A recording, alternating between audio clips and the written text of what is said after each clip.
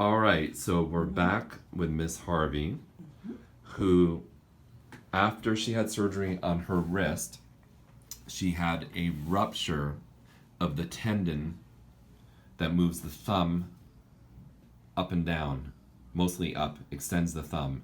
Actually, you can see my tendon protruding in the back of my hand there. Her tendon ruptured not because of the surgery, but because sometimes when you get a fracture, you'll get a lot of inflammation, and where the tendon passes over the fracture site, you can have what's called an attritional rupture. And she had that, and her thumb drooped and was not able to come up.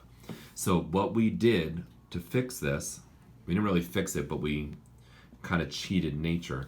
We took one of the two tendons that go to this finger, and we sacrificed that, brought it through here, rerouted it up to here into part of the stump where the tendon had ruptured.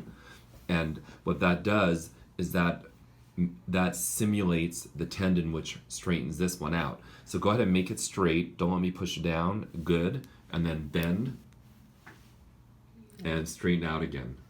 Great. So it's been 50 days and she's doing very well, and she's learning. Basically, she has to teach herself when she wants to bring her thumb up, her brain has to say to bring up her index finger. Most people who are watching this, you'll never need this operation. You'll never even know anyone who needed it. But I think it's a fascinating procedure, and I just wanted to share that. Do you want to add anything? What's your experience? No, it's been great. I've had 2 other surgeries with him, or actually 4 altogether. And so I know to work hard, and I know it took hard work.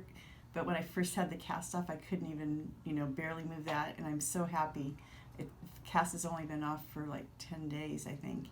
And I'm able to do this, and it's getting more round, and I'm using it again. I'm texting and doing my hair and brushing my teeth, and it's wonderful. So awesome. I'm very happy. You're doing great, and Thank you.